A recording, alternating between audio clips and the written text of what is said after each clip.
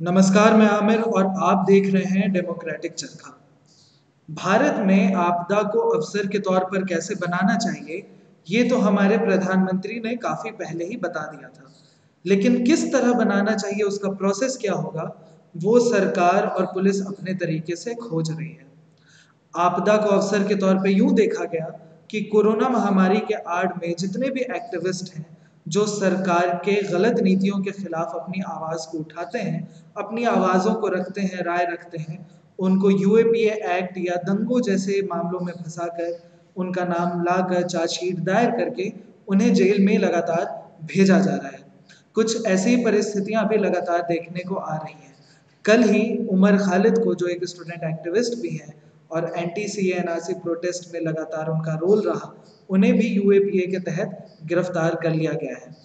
आज हम लोगों के साथ एक एक्ट से ही एक्टिविस्ट है, जो ना सिर्फ एक्टिविस्ट, एक जाने माने शायर, कवि, वैज्ञानिक और खासकर जो सरकार की गलत नीतियां हैं उनके खिलाफ खुले मंच पर बातचीत करते हैं, अपनी राय रखते हैं। बहुत बहुत स्वागत है आपका, डॉक्टर गौहर रजा साहब। शुक्रिया, आपने बातचीत के लिए हम लोगों को समय दिया। बहुत शुक्रिया आमिर, मुझे बुलाने का। डेमोक्रेटिक चरखा का शुक्रिया, आपका शुक्रिया कि मेरे कुछ ख्याल लोगों तक पहुंचेंगे। जो इस बीच में होता रहा है उसमें आपने बताया ही कि आपदा, हर आपदा आपदा भी होती है और ये कोई नई बात नहीं है कि वो एक अपॉर्चुनिटी की तरह से उसको देखा जाए। उसको इस तरह से देखा जाए कि हम इस आपदा से, किसी भी आपदा से मजबूत होकर के बाहर निकलें, चाहे वो नेशनल लेवल का सवाल हो, चाहे वो रीजनल लेवल का सवाल हो, चाहे वो किसी एक अकेले इंसान का सवाल हो।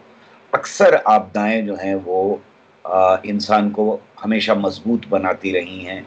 आगे आने वाले जो चैलेंजेस होते हैं, जो परेशानियां होती हैं, उन परेशानियों को भुगतने की क्षमता पैदा हो जाती है।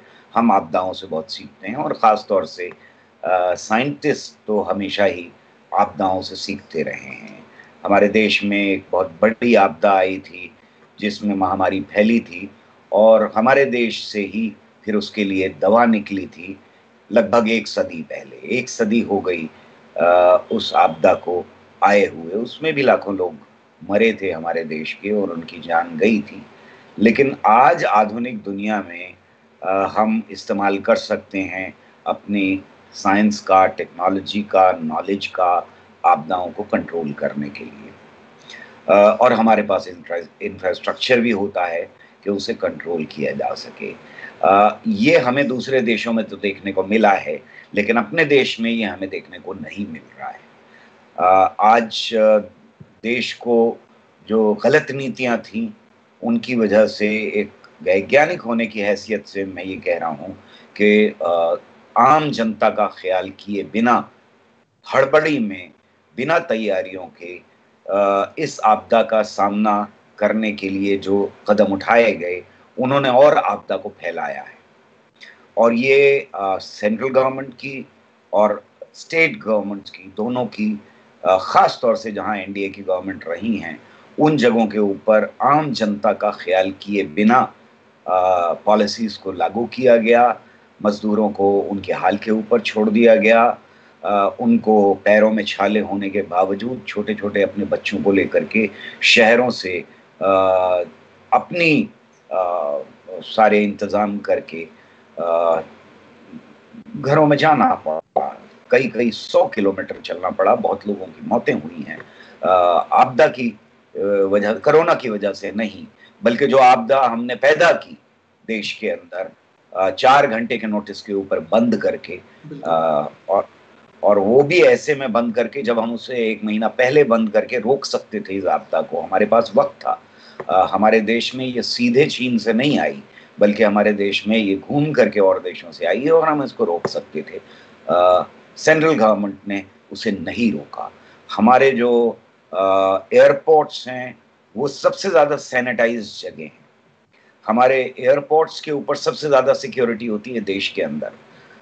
अगर हम देखें तो प्रेसिडेंट्स हाउस हो, या हमारे प्रधानमंत्री का घर हो, ये सिक्योर्ड प्लेसेस हैं, ये सिक्योर्ड जगह हैं जहाँ पे रोका जा सकता है, जहाँ पे चीज़ों को हम हर चीज़ को स्क्रीन करते हैं। और उसके बाद सबसे बड़ी जो स्क्रीन करने की जगह होती है वो हमारे एयरपोर्ट्स होते हैं।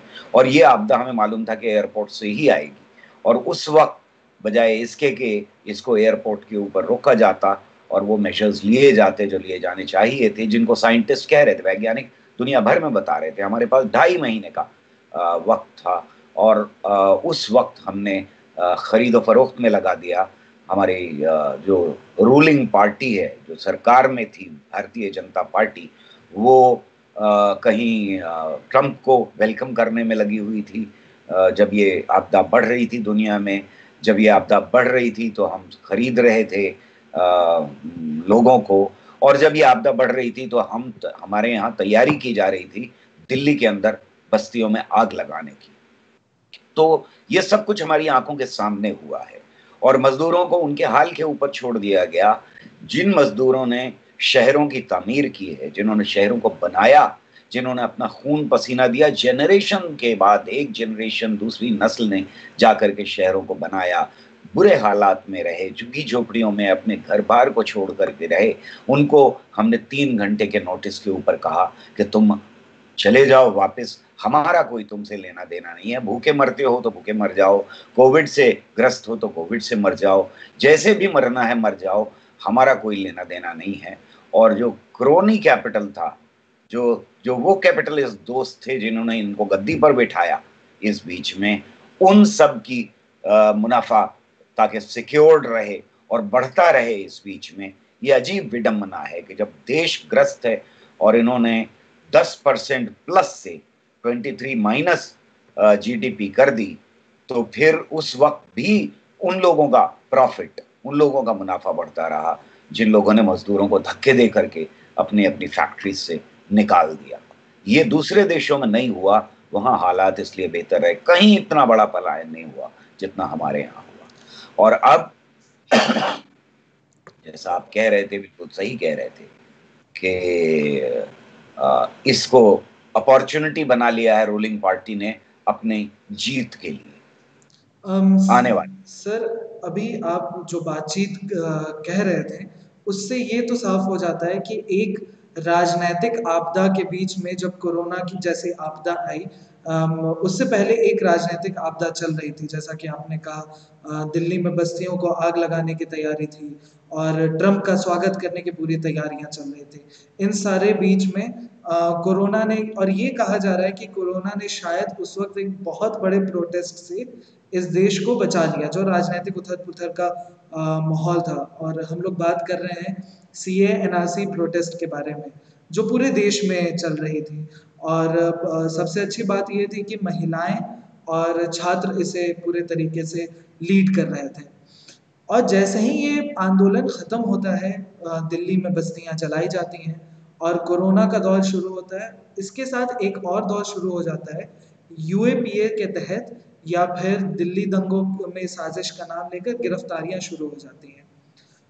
ऐसे वक्त में जब आप खुद कह रहे हैं कि हम लोगों ने कोरोना को बढ़ाया है, रूलिंग पार्टी ने, तो सर कोरोना पर ध्यान देने के बजाय सरकार यूएपीए और एक्टिविस्टों पर इतना ध्यान क्यों दे रही है कि उन्हें गिरफ्तार लगातार कर रही है? देखिए, सरकार को दो तरह से खतरा बहुत बड़ा था, रूलिंग पार्टी को और वो फोर्सेस, वो ताकतें जिनको मैं और मेरे बहुत सारे और दोस्त ताकतें कहते हैं, उनको एक खतरा बड़ा पैदा हो गया था कि देश की आम जनता एनआरसी और सीए के नाम के ऊपर इकट्ठा हो गई थी।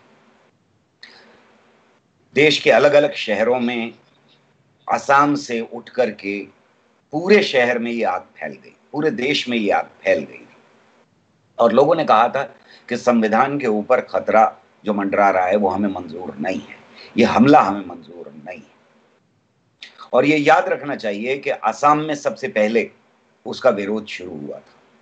वहां सवाल हिंदू मुसलमान नहीं था, असम के जो जो नागरिकता का सवाल उनके सामने सबसे पहला था। वो झेल चुके थे सीएए को, आसाम के अंदर, और इसलिए उन्हें खतरे का एहसास सबसे पहले हुआ था। देश की जनता का एक बहुत बड़ा हिस्सा जो हिंदू मुसलमान की चश्मे से इस देश को नहीं देखता है, वो इस प्रोटेस्ट में कूद पड़ा था। लाखों लाख लोग जमा हो रहे थे और फांसीवादी ताकतें इसको धकेलने की कोशिश कर रही थी कि इसको हिंदू मुसलमान के चश्मे से देखा जाए, और इसलिए शाहीन बाग को फोकस बनाने में उन्होंने बहुत सक्रिय रोल अदा किया। पूरे के पूरे मीडिया ने रोल अदा किया ताकि ये सिर्फ हिंदू मुसलमान के चश्मे से देखा जा सके। इसको इस तरह से भी पेश किया गया कि ये सिर्फ मुसलमानों के खिलाफ है, या मुसलमान कह रहे हैं कि हमारे खिलाफ है, जबकि देश का आम गरीब आदमी, उसे मालूम था कि कागज पत्तर का मतलब क्या होता है, किस तरह से करप्शन होता है। कोई अगर एक राशन कार्ड बनवाने जाता है, आपने अभी थोड़ी देर पहले बताया था कि राशन कार्ड नहीं है लोगों के पास, जब राशन कार्ड बनवाने के लिए गरीब आदमी जाता है तो उसको करप्शन का किस तरह सामना करना पड़ता है। और इसलिए गरीब जनता इस देश की सीएए के साथ खड़ी थी। खाली यही नहीं, वो संविधान के साथ खड़ी थी। हर एक प्रोटेस्ट के अंदर संविधान बचाओ का नारा था। हर एक प्रोटेस्ट के अंदर बात की जा रही थी उन लीडर्स की जिन्होंने इस देश को एक रखा है, भाईचारा पैदा किया है।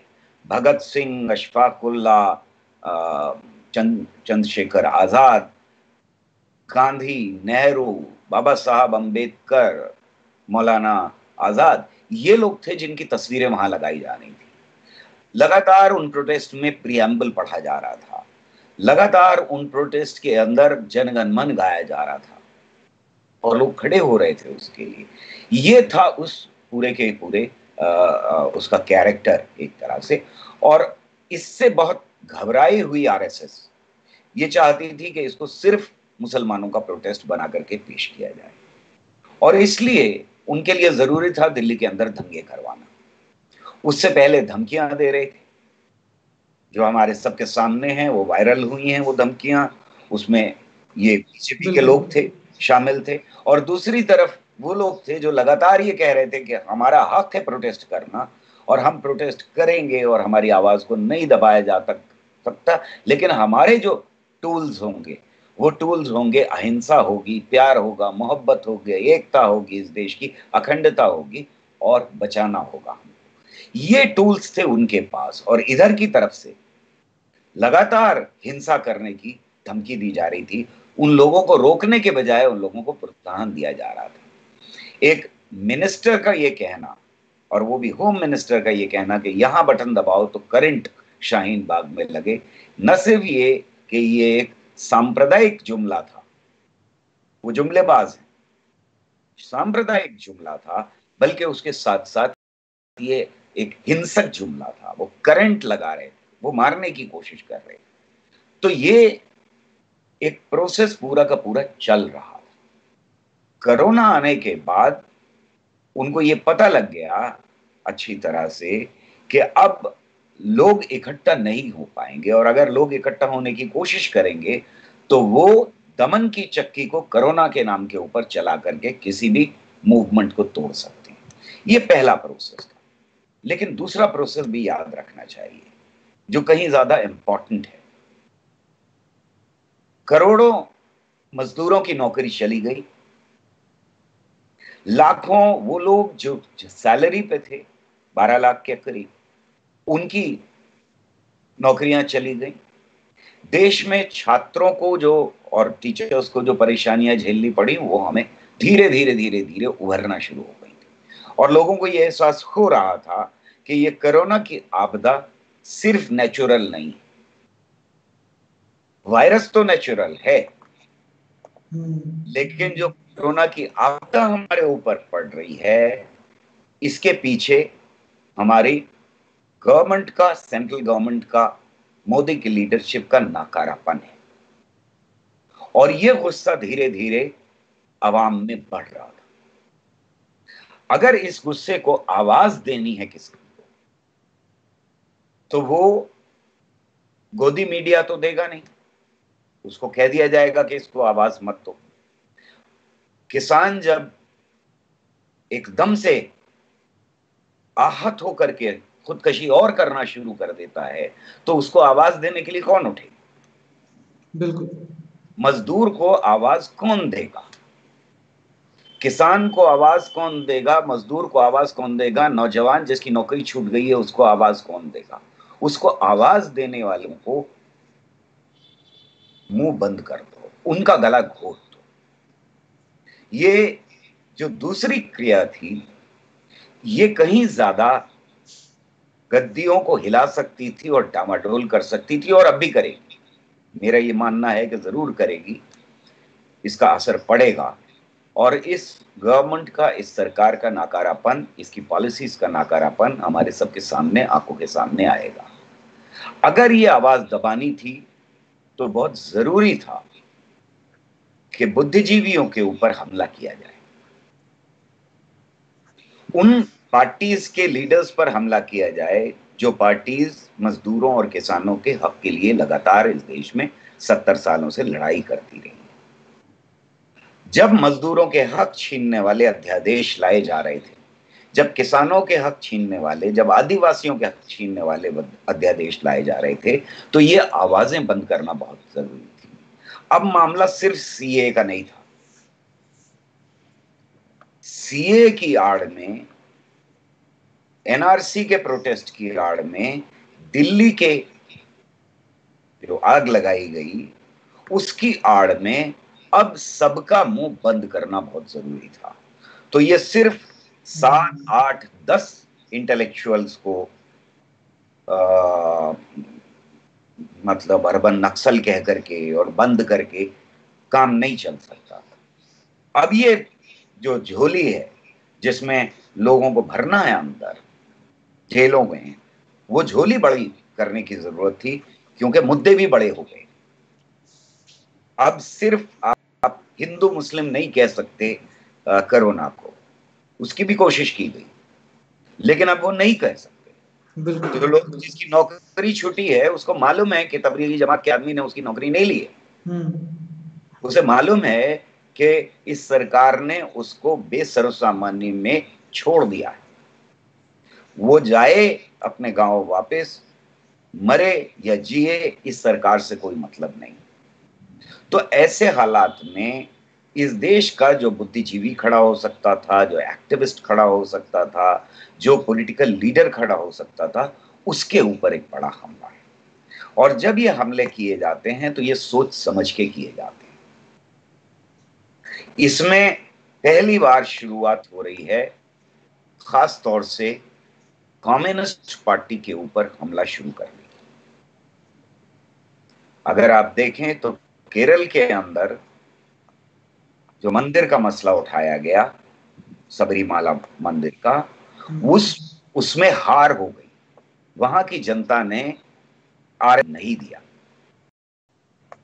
तो ये लड़ाई कम्युनिस्टों के खिलाफ दिल्ली लेकर के आनी थी। कॉमरेड सीताराम का जो सप्लीमेंट्री एफआईआर है, उसके अंदर नाम शामिल किया जाना कोई ऐसी बात नहीं है कि जानकारी नहीं थी, एक आदमी का नाम आया, किसी ने कह दिया, डाला गया। और वो 2 लड़कियों का जो बयान है, उनका बयान, जिन्हें अच्छी अंग्रेजी आती है, उसमें रिपीटिशन और बेहद भद्दी जबान में वो बयान अनसाइंड पेश किया गया है कोर्ट के सामने। ऐसी खबर आ रही है जो हमें मिली है अखबारों से। तो क्या ये पॉसिबल है कि ये नाम जो आया है अपूर्वानंद का, ये नाम जो आया है कॉमरेड सीताराम का, ये नाम जो आया है और राहुल का और रॉय का और सबा दीवान का, ये नाम जो है वो कट एंड पेस्ट करके डाले गए नाम जैसे हैं? बिल्कुल। दिल्ली पुलिस को जिस तरह से इस्तेमाल किया गया है, ये जब सत्ता में नहीं थे तो सीबीआई को तोता कहा करते थे। जब ये सत्ता में नहीं थे तो पुलिस को ये तोता कहा करते थे और कहते थे कि हमारे ऊपर बहुत दमन कर रही। अब ये उसी पुलिस, उसी सीबीआई, उसी एनआईसी वगैरह वगैरह का इस्तेमाल कर रहे हैं। और इतने डरे हुए और सहमे हुए हैं कि अब यूपी के अंदर तो ऐसा अध्यादेश लेकर के आ गए हैं कि किसी के भी घर की तलाशी कभी भी ली जा सकती है बिना कानून का पालन किए। तो सर किसी ऐसा को भी अरेस्ट कर सकती है। तो सर ये ऐसी स्थिति क्या बनती जा रही है जिसको लगातार आपने एक शब्द इस्तेमाल किया बातचीत के दौरान, अर्बन नक्सल। ये कहा गया था उन सारे लोगों को जिनका नाम भीमा कोरेगांव हिंसा में आया था, और अभी आप कह रहे थे कि यूपी में बिना किसी कानून का पालन किए हुए घर की तलाशी ली जा सकती है, कुछ भी किया जा सकता है। तो क्या हम लोग एक अघोषित आपातकाल की तरफ बढ़ते जा रहे हैं? क्योंकि एक ट्वीट आया था कल आकाश बैनर्जी का। आकाश बैनर्जी वो भी एक सोशल मीडिया एक्टिविस्ट हैं। उन्होंने ट्वीट करके कहा था कि मतलब इसका मतलब तो ये है कि इंदिरा गांधी शायद बेवकूफ़ थी कि उन्होंने घोषित आपातकाल लगा दिया था। तो क्या हम लोग एक अघोषित आपातकाल की तरफ बढ़ते जा रहे हैं जहाँ पे लोगों को पता भी नहीं है कि करना क्या है और कैसे करना है, और लगातार उनका दमन होता जा रहा है? हमारे एक दोस्त हैं जो बहुत अच्छी एक एनालॉजी देते हैं। उनका कहना यह है कि अगर मेंढक को पानी में, गर्म पानी में डालोगे एकदम से तो वो उछल के बाहर हो जाएगा, लेकिन उसे ठंडे पानी में रखो और धीरे धीरे धीरे धीरे आंच बढ़ाते जाओ तो मेंढक को पता भी नहीं लगेगा कि ये पानी जो है वो गर्म होता जा रहा है और उसकी जिंदगी खतरे में है। बिल्कुल। मेरा ये मानना है कि इसी तरह से जब ये दिल्ली की एफआईआर बन रही थी और चार्जशीट बन रही थी, तो उस चार्जशीट में एक नाम और ऐड कर देना, दो नाम और ऐड करना जो कम्युनिस्ट पार्टी के मेंबर्स हैं उनके, ये धीरे धीरे टेम्परेचर बढ़ाने वाला मामला है। इंदिरा गांधी ने जो गलती की थी और जिसके खिलाफ आम जनता फट पड़ी थी, क्योंकि मैं उस दौर से गुजरा हूं इसलिए बता रहा हूं आपको कि हमने सब ने उठ करके ये न सिर्फ कि उसको उसके साथ टक्कर ली थी पूरी तरह से हमारी जनरेशन के लोगों ने, बल्कि उसे खत्म करने का काम किया था। और उनकी गलतियों से फासीवादी ताकतों ने सीखा। घोषित मत लगाओ, अघोषित रखो। संविधान की कसम खाओ और संविधान को रौंद डालो। ये है टैक्टिक्स फैशिस्ट की आज के दिन, और ये देश के ऊपर बहुत बड़ा खतरा है। ये टैक्टिक्स अपना करके धीरे धीरे वो ऐसे हालात पैदा करने की कोशिश कर रहे हैं जिन हालात में पाकिस्तान जिंदा रहा है आज तक। ऐसे हालात पैदा करने की कोशिश कर रहे हैं जो बोस्निया बना सकते हैं इस देश में। ऐसे हालात पैदा कर रहे हैं, जब फैशिस्ट आते हैं तो वो सबसे पहले हमला करते हैं बुद्धिजीवियों के ऊपर, बिकॉज बुद्धिजीवी जो होते हैं उनसे इन्हें डर लगता है। बुद्धिजीवी खामोश नहीं रह सकता, वो सवाल उठाता है। बुद्धिजीवी समाज के दिमाग की तरह से काम करता है। किसी भी समाज के अंदर वो समाज का दिमाग होता है। वो नए नए ख्यालात, नए नए सवाल, नए नए ख्वाब पैदा करता है किसी देश के अंदर। उनका मुंह बंद करना किसी भी फैशिस्ट फोर्स के लिए बहुत जरूरी होता है। और इसलिए बुद्धिजीवियों के ऊपर हमला जो कोरेगांव से पहले से शुरू हो गया था, क्योंकि बुद्धिजीवियों ने इस खतरे को महसूस किया था और उन्होंने कहा था कि हम अपने अवार्ड्स वापस कर रहे हैं, तो उन्हें अवार्ड वापसी गैंग का नाम दे दिया था। आपको याद होगा कि सारी की सारी गोदी मीडिया चैनल्स जो हैं वो अवार्ड वापसी गैंग कह रही थी। मैं भी कहीं जाता था तो वहां चीख चीख करके आरएसएस के जो आते थे वक्ता, वो चीख चीख करके मुझे अवार्ड वापसी गैंग का मेंबर कहते। ये सारी क्रिया जो है ये इनके लिए बहुत जरूरी होती।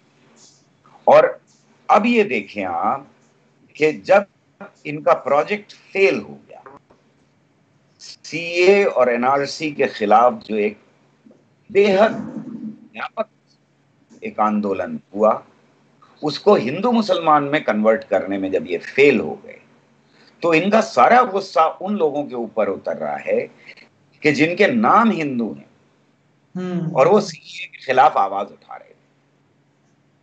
तो अब सवाल सिर्फ मुसलमानों की लिंचिंग का नहीं, वो मसला हल हो चुका। मुसलमानों को अरेस्ट करके, यूथ को अरेस्ट करके इनका काम नहीं चलेगा, क्योंकि सीए और एनआरसी का जो प्रोटेस्ट था वो दोनों को करीब लेकर के आया था। वो दलितों को करीब लाया था, माइनॉरिटीज के सरदार शामिल हुए थे उसके अंदर आदिवासी शामिल हुए थे, और उसके अंदर एक बहुत बड़ा सेक्युलर तबका शामिल हुआ था इस देश के आम नागरिकों का। इससे इनके तख्ते हिल गए, और अब इनके लिए सबसे बड़ा खतरा इस बात का है कि जो लोग नौकरी छूटी है, जिन मजदूरों की, जिन किसानों के खिलाफ ये अध्यादेश लेकर के आए हैं अभी, उन सबको इकट्ठा होना है अगर, तो ये लोग जो एनआरसी से निकले, जो ये लीडरशिप निकली, ये कहीं उस गुस्से को एकत्रित ना कर दे। इसलिए ये दिल्ली का कोरोना के पीरियड में सब कुछ छोड़ करके देश की हालत जो है उसको नकारते हुए, जीडीपी अंधकार में जा रही है बिल्कुल। आगे आने वाले वक्तों में इकोनॉमी का क्या होगा इस देश की नहीं मालूम। ऐसे वक्तों में ये बुद्धिजीवियों के ऊपर हमला कर रहे हैं। सर, अभी आपने बातचीत के दौरान कहा कि ये जो जब फांसीवादी ताकतें आती हैं तो सबसे पहले बुद्धिजीवियों पर हमला करती हैं, उन लोगों पर हमला करती है जो समाज के बारे में एक राय रखते हैं। जिस तरीके और से जो सवाल उठाते हैं, और जो सवाल उठाते हैं, और जिस तरीके से लगातार अभी सभी की गिरफ्तारियां हो रही हैं यूएपीए के तहत, तो एनआईए या दिल्ली पुलिस वहाँ फेल क्यों हो जाती है जब बात जामिया के हिंसा की आती है, जहाँ जब जामिया के छात्रों को लाइब्रेरी में घुसकर पीटा जाता है, उस पर फिर आगे कोई जांच नहीं होती है, कोई रिजल्ट सामने नहीं आता है, या फिर जेएनयू में जो छात्रों के सर फोड़ दिए जाते हैं और बाद में उन्हीं के ऊपर एफआईआर दर्ज करवा दिया जाता है। तो जेएनयू हो या जामिया, अलीगढ़ मुस्लिम यूनिवर्सिटी, पटना यूनिवर्सिटी, ये छात्र जो हैं, जो आप कहते हैं नई लीडरशिप एक उभर रही थी। हेलो। Hello hello. जी जी। तो ये एक नई लीडरशिप जो उभर रही थी, और इस वजह से ये इन्हें जेल में बंद किया जा रहा है। तो क्या अभी के वक्त में जब ये लीडरशिप पूरे तरीके से जेल में होगी या सरकारी दमन का शिकार हो जाएगी, तो क्या एंटी सीएनआरसी प्रोटेस्ट जैसा एक बड़ा आंदोलन फिर से खड़ा कर पाना हिंदुस्तान में मुमकिन हो पाएगा? देखिए आमिर, इतिहास ये बताता है कि अंग्रेजों ने भी जेल का लगातार इस्तेमाल किया, बार बार इस्तेमाल किया, लेकिन जब जनता उठना शुरू होती है तो फिर लीडर्स जो हैं वो जेल के अंदर हों या जेल के बाहर, जनता एक सैलाब बन जाती है। ये हमने पूरे स्वतंत्रता आंदोलन में देखा है। बार बार गांधी को, नेहरू को, आजाद को, और गोखले से लेकर के, मतलब और पहले चले जाएं हम, वहां से लेकर के सबको जेलों में कई कई साल रखा गया है। तो ऐसा नहीं है कि फांसीवादी ताकतें जो कंट्रोल करना चाहती हैं वो जेल का इस्तेमाल नहीं करती हैं, पर उनका हमेशा ये भ्रम होता है कि जेल में बंद कर दो तो आवाजें दब जाएंगी। होता नहीं है ऐसा। ये सारे के सारे फांसीवादी ताकतों को ये भ्रम रहता है कि वो कंट्रोल कर सकती हैं समाज को और समाज के हर तबके को। यहां पर यह देखना जरूरी है कि फांसीवादी ताकतें, अगर हम पाकिस्तान का एक उदाहरण ले, जी। पाकिस्तान में पहले जो फांसीवादी ताकतें थी उन्होंने क्या इस्तेमाल किया? हिंदू और मुस्लिम, और कहा कि इस्लाम के बलबूते पे हम मनाएंगे और ये इस्लाम जो है हमारा हिंदुओं के खिलाफ है। लेकिन उनका काम नहीं चला, क्योंकि सिर्फ हिंदू नहीं थे, मुसलमान भी उठ खड़े हुए उनके खिलाफ। तो उन्होंने कहा कि नहीं नहीं, कादियानी है जो गड़बड़ कर रहे हैं। तो उन्होंने अपने थाल में एक और को परोस लिया, दुश्मन को। फिर उससे काम नहीं चला तो उन्होंने कहा नहीं नहीं, शिया हैं जो दुश्मन है। वहां उनकी मस्जिदों पे हमले शुरू हो गए, बम ब्लास्ट शुरू हो गए, वगैरह वगैरह। फिर उससे भी काम नहीं चला तो उन्होंने कहा कि बरेलवी हैं जो असल दुश्मन। तो एक तरफ हिंदुस्तान उनका दुश्मन था, जो बाहर का दुश्मन था, और अंदर उन्होंने ये दुश्मन ढूंढने शुरू किए, एक के बाद दूसरे के बाद तीसरे के बाद चौथा।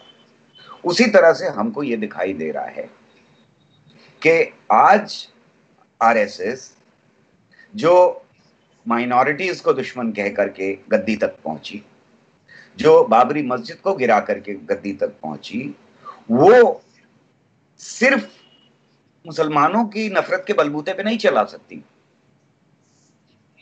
क्योंकि इस देश का सेक्युलर हिंदू जानता है कि इस देश में हजारों साल से लोग इकट्ठा होकर के रहना सीखते हैं, प्यार मोहब्बत है इस यही देश के गंगा अंदर। जमुनी तहजीब भी है।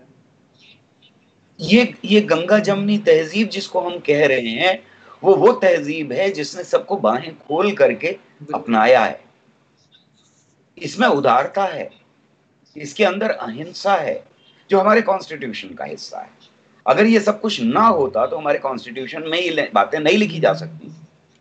70 साल तक इनको हमारे पूर्वजों ने गद्दी से दूर रखा। अब किसी तरह से गलतियां थी शायद पुरानी गवर्नमेंट्स की, जिनकी वजह से ये गद्दी पर बैठ गए हैं, तो आज वो सारी चीजें कह रहे हैं जो ये 70 साल से कह रहे थे, कर रहे हैं, वो सब कुछ कर रहे हैं। आपने सर एक यहाँ पर बात कही कि शायद इसी वजह से हमारे कॉन्स्टिट्यूशन में ये सारी बातें लिखी गई, जो भी उदारता है या खुले बाहों से सबको का स्वागत करना है। हमारी संस्कृति में भी है कि सभी लोग एक साथ एक जगह मिलजुल कर रहें। तो क्या ये जो पूरी साजिश है, इसका जो आखिरी एजेंडा है, वो क्या संविधान को बदलना ही है?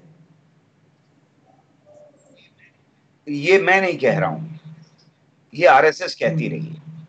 ये आप नहीं कह रहे हैं, ये आरएसएस कहती रही कि उनका असल मकसद है संविधान को बदलना, हिंदू राष्ट्र बनाना। उन्होंने कभी संविधान को अपनाया नहीं, उसको जलाया है। उन्होंने तिरंगा नहीं माना, वो नहीं फहराया अपने ऑफिस के ऊपर। ये वो कहते रहे, मैं नहीं कह रहा हूं, आप नहीं कह रहे हैं। ये उनकी किताबों में लिखा हुआ है, ये उनकी किताबों में लिखा हुआ है कि हमें जर्मनी से सीखना चाहिए कि किस तरह से फाशिज्म लाया जाता है किसी देश के अंदर। ये उनका कहना है, हमारा कहना नहीं है। तो वो कर रहे हैं। सवाल ये है कि हमारे देश की जनता क्या जागरूक होगी, क्या वो उठेगी, और उठेगी तो कब उठेगी? मुझे यकीन है कि वो उठेगी, जैसा हर देश में हुआ है, जैसा इतिहास बताता है हमको। लेकिन कब उठेगी वो भी बहुत इंपॉर्टेंट है। दमन जब होता है तो जाहिर है कि लोग पहले सहम जाते हैं, लेकिन फिर उस दमन का मुकाबला करने के लिए उठ खड़े होते हैं। कहीं ना कहीं भगत सिंह पैदा होता है, कहीं ना कहीं गांधी पैदा होता है, और ये छोटे छोटे गांधी जगह जगह मिल करके सत्याग्रह करते हैं। और सर ऐसा ही माहौल शायद अभी बन रहा था पूरे देश में। लेकिन क्या कोरोना के बाद जो पोस्ट कोविड सिचुएशंस होंगे, क्या उसमें फिर से अभी एक बड़ा प्रोटेस्ट किया जा सकता है? उसमें एक प्रोटेस्ट की गुंजाइश बची हुई है, जो क्योंकि अभी एनआरसी का मामला ख़त्म नहीं हुआ है, वो रुका हुआ है।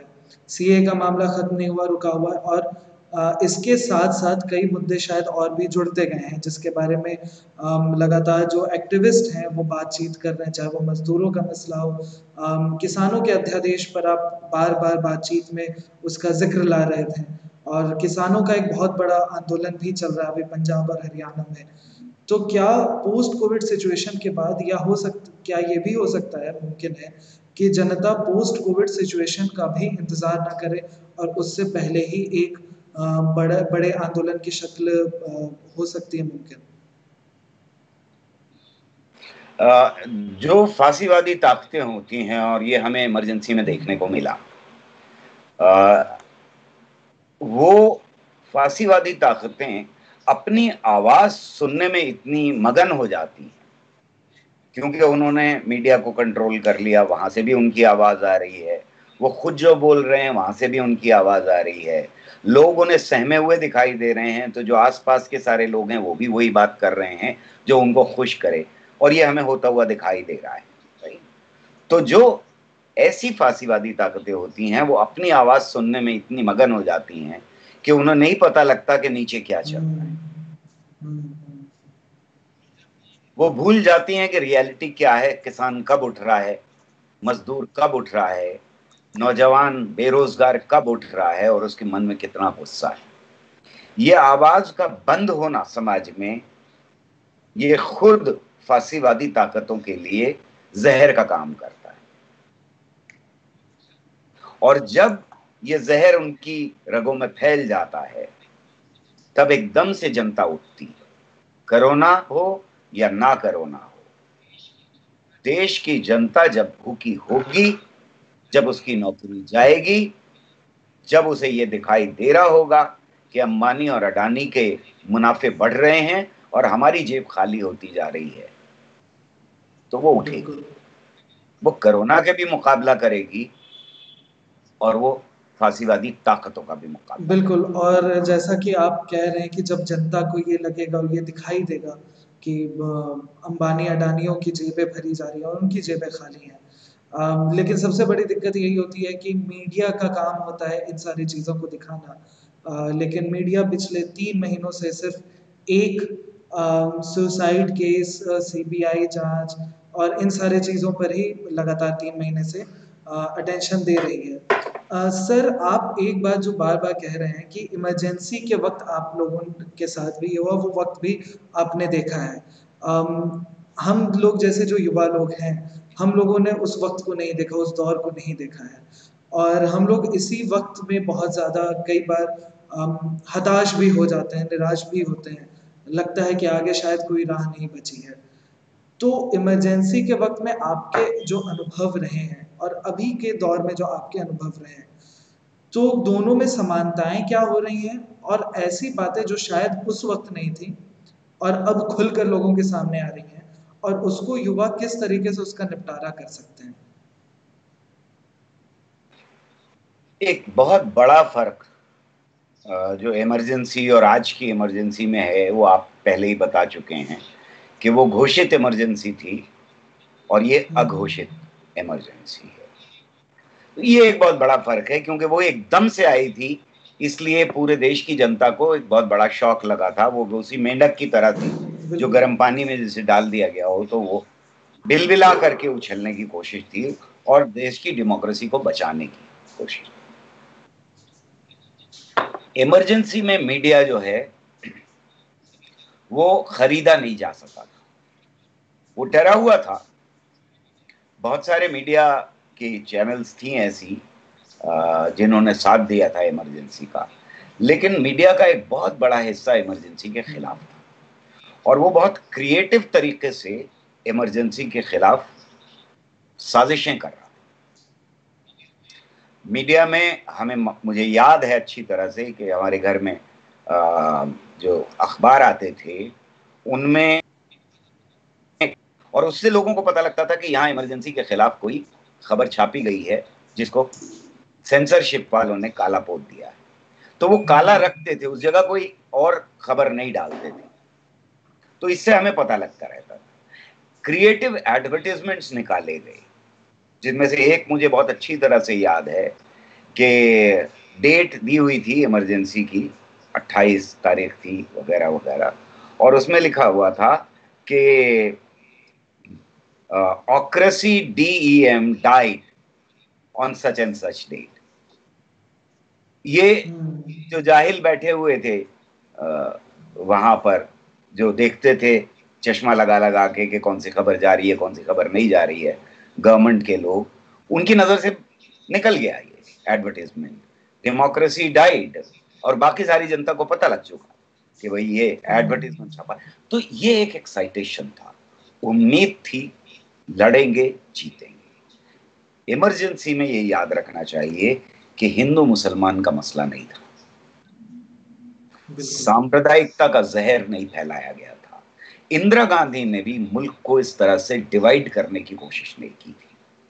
इमरजेंसी गलत थी, हम उसके खिलाफ लड़े थे, इंदिरा गांधी के खिलाफ खड़े थे, लेकिन इंदिरा गांधी को एक क्रेडिट देना चाहिए कि उन्होंने इस तरह से देश की जनता को धर्म के नाम पर बांटने की लगातार कंसिस्टेंट कोशिश नहीं की। ये एक बहुत बड़ा फर्क था। आज देश की जनता को लगातार धर्म के नाम पर जो बांटने की कोशिश है, और उसमें भी अभी आप देख लें कि सबसे पहले उन्होंने उमर को अरेस्ट किया है। मेरा मानना जी। यह है कि इस बार हमला बड़ा उन एक्टिविस्ट के ऊपर है जो विद इन कोट्स, हम उनको नागरिक ना कह के हिंदू कहेंगे, हम्म। उनके ऊपर कहीं ज्यादा बड़ा हमला आने जा रहा है। अपूर्वानंद को मास्टरमाइंड बताया जा रहा है। चैनल जो है, 2 चैनल्स उनको मास्टरमाइंड बता रही। एक बिल्कुल दिल्ली सही। यूनिवर्सिटी के प्रोफेसर, बड़ा नाम है, मीडिया के ऊपर जाने जाते हैं, खूबसूरत हम्म। भाषा के लिए जाने जाते हैं, नर्म मिजाज आदमी है, आराम से बोलते, ये सारी छवि को बर्बाद करने की कोशिश है। ये उन्हें सजा देने की कोशिश है, सबको जो आए थे अपने घरों से उठ करके। और इनकी समझ में नहीं आता कि हिंदू होने के बावजूद सीएए के खिलाफ और एनआरसी के खिलाफ क्यों थे, क्यों? हम्म। जबकि ये चिल्ला चिल्ला के कह रहे थे कि वो मसला सिर्फ मुसलमानों का मसला है। तो ये इसकी बिल्कुल। सजा इस बार देने की कोशिश है, उनको सहमाने और डराने की कोशिश है। लेकिन जो आप सवाल कर रहे थे कि ये एक बड़ा फर्क है। इंटेलेक्चुअल्स उस दौरान भी बंद किए गए थे, मीडिया के लोग उस दौरान में भी बंद किए गए थे। ये सिमिलैरिटीज हमें साफ दिखाई देती हैं। उस वक्त भी सबकी आवाज खामोश कर दी गई थी, पर जनता के बीच में नफरत फैलाने की कोशिश नहीं थी। इस बार आपके सामने, आपकी जनरेशन के सामने 2 बड़े चैलेंज हैं। एक तरफ तो दमन की चक्की है, लेकिन उसके साथ मीडिया का एक बहुत बड़ा सेक्शन खड़ा है। तो पहले तो यह सोचना होगा कि इस मीडिया की क्रिएट की हुई मानसिकता से कैसे बाहर निकला जाए। पर यह समझ लीजिए, और मुझे सबसे ज्यादा उम्मीद, जैसे आप की चैनल काम कर रही, ऐसी हजारों चैनल्स अब काम कर रही हैं देश के अंदर, मुझे उनसे बहुत उम्मीद है। बिल्कुल। वो टक्कर ले रही हैं, उन्होंने रास्ता निकाल लिया है। नौजवानों ने, चाहे वो हजार हजार, 2-2 हजार, 10,000, 20,000, 1 लाख लोगों तक पहुंच पाए, वो पहुंच रहे हैं। और इस तरह से लाख लाख, अगर एक एक की है और हजारों चैनल हैं, तो करोड़ों लोगों के बीच में इस तरह के एफर्ट से नौजवान टक्कर ले रहा है। उम्मीद बिल्कुल। खत्म नहीं हो रही। ये भी बड़ी बात है कि आज आपके हाथ में कहीं ज्यादा बड़ा डेमोक्रेटिक एक हथियार मौजूद है, जिसे फेसबुक और इसके उसके नाम के ऊपर कंट्रोल करने की कोशिश की जा रही है, पर कंट्रोल नहीं कर पाएंगे। आज वो स्थिति नहीं है कि इमरजेंसी लगाई और सारे के सारे अखबारों को बंद कर दिया गया और एक चैनल है दूरदर्शन जिसके ऊपर ढोल पिट रहा है। नहीं है आज वो कंट्रोल नहीं है। तो आपके पास अपॉर्चुनिटी भी उतनी बड़ी है। दूसरी बहुत बड़ी जो दिक्कत है जिसका मैं जिक्र कर रहा था, कि दिमागों को डिवाइड किया गया है, दिमागों को तोड़ा गया है, दिमागों को विभाजित किया गया है, धर्म के नाम के ऊपर लगातार, जात के नाम के ऊपर लगातार। वो जहर जो है, उस जहर का तोड़ भी आपकी जनरेशन को निकालना पड़ेगा। बिल्कुल। हमारी जनरेशन में हमें यह लग रहा था कि सन 47 के बाद सांप्रदायिकता का जहर घटता जा रहा है। अब ये पिछले 20 सालों में सांप्रदायिकता के जहर को बहुत तेजी से बढ़ाया गया है। ये आज के नौजवान के सामने एक बहुत बड़ा चैलेंज है। हमने जो कुछ किया उस वक्त, उसमें जीत हासिल हुई।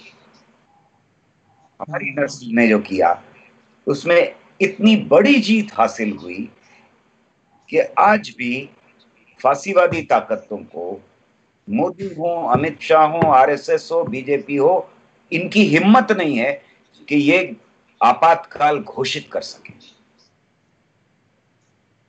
सिर्फ ये सवाल नहीं है, इन्हें नाक घुमा करके पकड़नी पड़ रही है। ये हो सकता था कि ये सीधे इंदिरा गांधी की तरह से इमरजेंसी डिक्लेयर कर देते, क्यों नहीं की? नाक घुमा के क्यों पकड़ रहे हैं? 6 साल हो गए, अब ये धीरे धीरे कोरोना के पर्दे में छुप करके आओ और अपूर्वानंद और इनका नाम दो, सीताराम का, कॉमरेड सीताराम को भी उसमें डाल दो, इनका बस चलता तो कॉमरेड वृंदा करत को भी डाल देते उसके अंदर, राहुल रॉय को, सभा दीवान। क्यों? इसलिए कि हमने उस वक्त बहुत बड़ी जीत हासिल की थी और उसकी दहशत आज तक पॉलिटिकल पार्टीज के ऊपर है कि अगर वैसा कर दिया तुमने तो वही हाल हो सकता है जो इंदिरा गांधी का हाल किया था इस देश की जनता ने। बिल्कुल, और ये एक बहुत बड़ी जिम्मेदारी भी है हम जैसे युवाओं के लिए, इस पूरे जनरेशन के ऊपर, कि हम लोग भी इस चीज़ को, जिसका जिक्र बार बार गौहर सर कर रहे थे, उस चीज़ को बरकरार रखें। बहुत बहुत शुक्रिया गौहर सर, हम लोगों से वक्त देकर बातचीत करने का। उम्मीद है दर्शकों को कि ये बातचीत पसंद आई होगी और काफ़ी कुछ हम लोगों को सीखने को भी मिला होगा। अगर आप चाहते हैं कि हम लोग इसी तरह की बातचीत को लगातार जारी रखें, तो आप हमारे फेसबुक पेज पर और यूट्यूब चैनल पर जाकर ऐसी तमाम वीडियोस को और भी देख सकते हैं और हम लोग और कोशिश करेंगे कि इस तरह की और भी बातचीत कर सकें। बहुत बहुत शुक्रिया, शुक्रिया गौहर सर। शुक्रिया आमिर, मुझे ये अपॉर्चुनिटी देने